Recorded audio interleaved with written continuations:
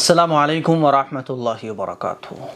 میں جب بھی کہیں جاتا ہوں، کسی علاقے میں جاتا ہوں یا کسی مسجد میں جاتا ہوں یا کہیں کسی کے پروگرام میں جاتا ہوں تو بہت خوشی ہوتی ہے کہ مجھے کافی لوگ مل جاتے ہیں، کافی خواتین مل جاتی ہیں، مرد حضرات مل جاتے ہیں، بچے تک مل جاتے ہیں کہ مفتی صاحب ہم نے آپ سے قرآن سیکھا ہے، ہم نے آپ سے یہ سیکھا ہے، ہم نے آپ سے بہت کچھ سیکھا ہے۔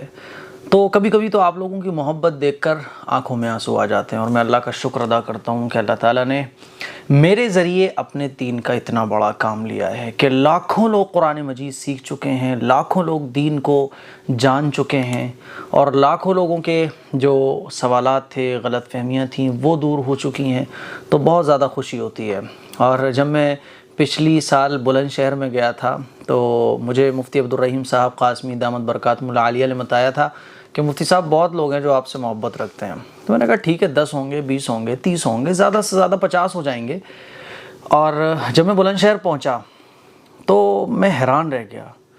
آپ یہ سمجھ لیں کیا بچے، کیا خواتین، کیا مرد حضرات، کیا جوان، سب بس ایک بار دیکھنا چاہ رہے تھے، سب ایک بار ملنا چاہ رہے تھے۔ اور اسی لیے نہیں کہ میں بہت بڑا پیسے والا آدمی ہوں، میں بہت بڑا نیتا ہوں، میں بہت بڑا کوئی خطرناک قسم کا آدمی ہوں، صرف اس لیے کہ انہوں نے مجھ سے کچھ سیکھا۔ کوئی کہہ رہا تھا مفتی صاحب ہم نے آپ سے قرآن صحیح کیا ہے، کوئی کہہ رہا تھا مفتی صاحب ہم نے آپ سے نماز سیکھی ہے، کوئی کہہ رہا تھا مفتی صاحب ہم نے تو پورا دین ہی آپ سے سیکھا ہے اور ساری غلط فہمی ہماری دور ہوئی ہیں۔ آپ یہ سمجھ لیں کہ کئی موقع تو ایسے آئے کہ میری آنکھوں میں آنسو آ گئے۔ 60 سال کی بوڑھی عورتوں نے میرے سر پہ ہاتھ رکھا، کہا بیٹا اس عمر میں آ کے ہم نے تم سے قرآن سیکھا ہے۔ اور بس سب کو بس فوٹو لینا تھا، کسی کو سگنیچر لینے تھے میرے، اور کسی کو بس مجھ سے بات کرنی تھی، کسی کو شکریہ بولنا تھا۔ بلند شہر جب میں پہنچا تو میں اتنے لوگوں کی محبتیں دیکھ کر حیران رہ گیا، کیونکہ مجھے خود بھی اندازہ نہیں تھا۔ تو وہ جب میں بلند شہر گیا تھا تو وہ ایک ہنگامی ملاقات تھی، کیونکہ اچانک سے پلان بنا، پھر میں بیچ میں چھتاری ہوتا ہوا بلند شہر پہنچا تھا، اور پہلے سے کوئی اطلاع نہیں تھی، صرف ایک دن پہلے پلان بنا اور اگلے دن میں بلند شہر پہنچ گیا۔ اس کے باوجود بھی ماشاءاللہ ایک جم غفیر، ایک بڑی تعداد لوگوں کی تھی، اور سب کی خواہش تھی کہ مفتی صاحب ہمارے گھر پہ کھانا کھائیں۔ اب میرا اتنا بڑا پیٹ نہیں تھا، اب ایسا تو ہے نہیں اللہ نے سسٹم بنایا ہو کہ آپ ایک بار میں اگر چاہو تو 5 دن کا بھی کھانا کھا سکتے ہو۔ تو بہرحال میں تقریباً 1-2 بجے بلند شہر پہنچا تھا، اور 2 بجے سے لے کے کنٹینیوسلی مجھے 10 بج گئے تھے اور 1 منٹ کی بھی فرصت نہیں ملی تھی۔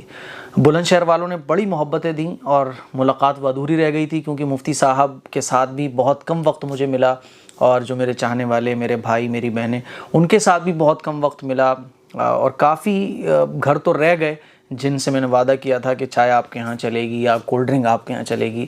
تو اسی کمی کو دور کرنے کے لیے، کیونکہ وہ ادھوری ملاقات تھی، مفتی عبدالرحیم صاحب قاسمی دامت برکاتہم العالیہ جو کہ خلیفہ مجاز بھی ہیں ماشاءاللہ، حضرت کے مریدین کی ایک لمبی تعداد ہے، اور بلند شہر میں سیانہ ایک جگہ ہے، سیانہ قصبہ ہے، اس میں ایک اکبر آباد محلہ ہے، اکبر آباد میں مسجد ابوبکر صدیق رضی اللہ تعالیٰ عنہ ہے۔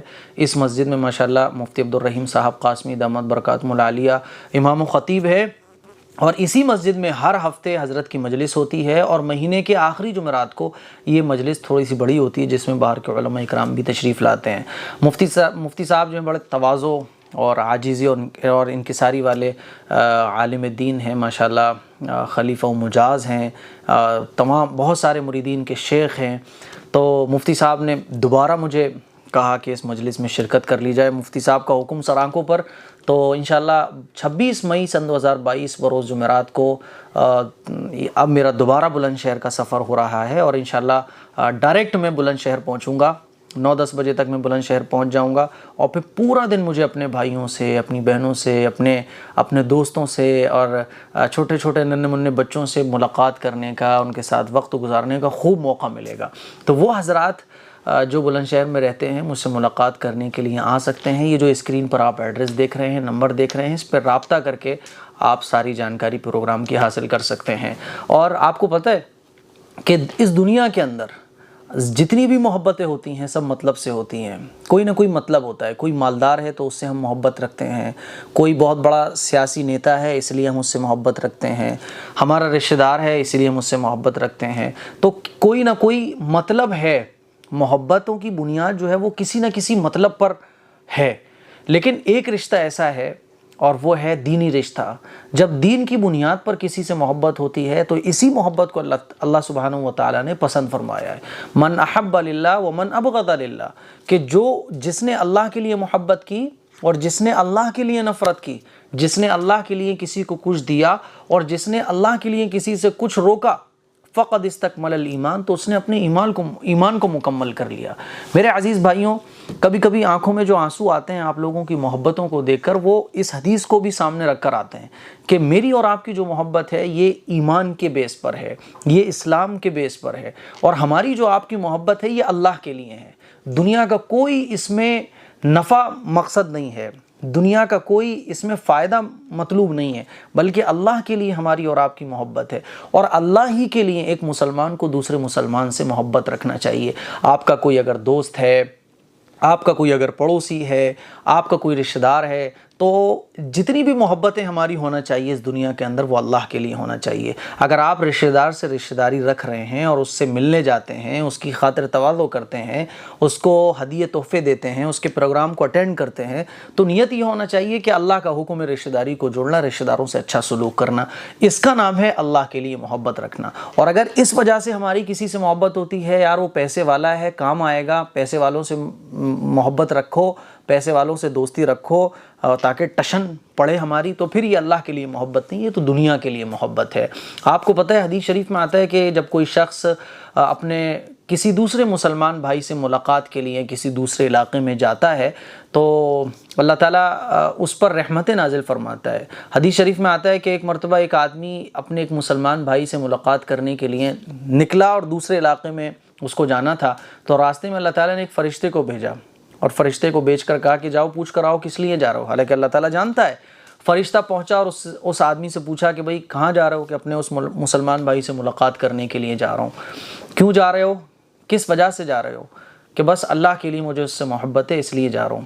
کیا تم اس سے ملاقات کرنی اس لیے تو نہیں جا رہے کہ اس کا تمہارے اوپر کوئی احسان ہو یا تمہارا کوئی مطلب نکل رہا ہو؟